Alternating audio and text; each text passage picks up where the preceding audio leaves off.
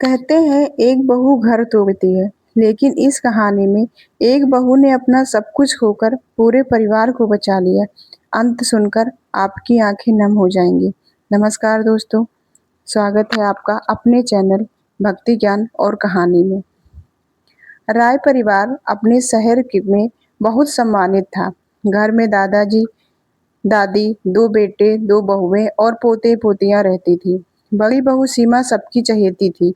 वह सुबह सबसे पहले उठती, भगवान की पूजा करती और पूरे परिवार का ध्यान रखती। लेकिन छोटी छोटी गलतफहमियों ने घर का माहौल बदलना शुरू कर दिया। एक दिन घर की अलमारी से दादी जी का पुराना सोने का हार गायब हो गया। सब हैरान थे। तभी किसी ने कहा, सुबह अलमारी के पास सीमा ही दिखी थी। बिना पूरी बात जाने सबकी नजरें सीमा पर टिक गई।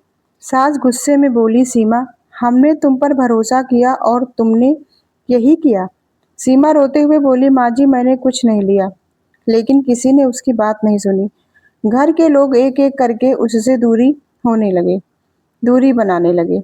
यहाँ तक कि उसके पति अमित भी चुप रहे। सीमा का दिल टूट गया। अगले दिन पंचायत जैसे माहौल में फैसला हुआ कि जब तक हार नहीं मिलता सीमा मायके चली जाए। सीमा ने आंसू पोंछे, सबके पैर छुए और सिर्फ इतना कहा, अगर मेरी वजह से परिवार में शांति आती है तो मैं चली जाती हूँ, लेकिन एक दिन बड़ा सच जरूर सामने आएगा। वह बिना किसी शिकायत के घर छोड़ चली गई। कुछ महीनों बाद अचानक अमित का बिजनेस में भारी घाटा हो गया। बैंक ने घर नीलाम करने का नोटिस भेज दिया। पूरा परिवार परेशान था। रिश्तेदारों ने भी मुंह मोड़ लिया। तभी एक दिन दरवाजे पर कोई आया। वह सीमा थी। उसने चुपचाप एक फाइल अमित के हाथ में रखी। फाइल खोलते ही सब हैरान रह गए, जिसमें बैंक का पूरा कर्ज चुकाने की रसीद थी। अमित कांपती आवाज में बोला, ये पैसे कहाँ से आए? सीमा मुस्कुराकर बोली, मैंने मायके जाकर नौकरी शुरू की, अपने सारी बचत और अपने गहने बेच दिए, परिवार बच गया। बस यही चाहती थी। पूरा घर सन्न रह गया। दादी की आंखों से आंसू बहने लगे। उसी समय दादाजी पुराने सामान की सफाई कर रहे थे। अचानक वही सोने का हार एक पुराने संदूक से निकल आया। दरअसल दादी ने सालों पहले उसे वहीं रखा था और भूल गई थी। अब सबको अपनी गलती का एहसास हुआ। सास सीमा के पैरों में गिर गई, बेटी, हमें माफ कर दो। हमने तुम्हें बिना गलती की सजा दे दी। सीमा ने तुरंत उन्हें उठाया और गले लगा लिया।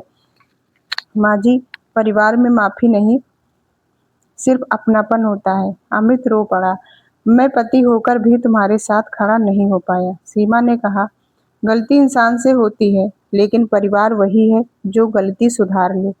उस दिन पूरे घर में फिर से खुशियां लौट आईं।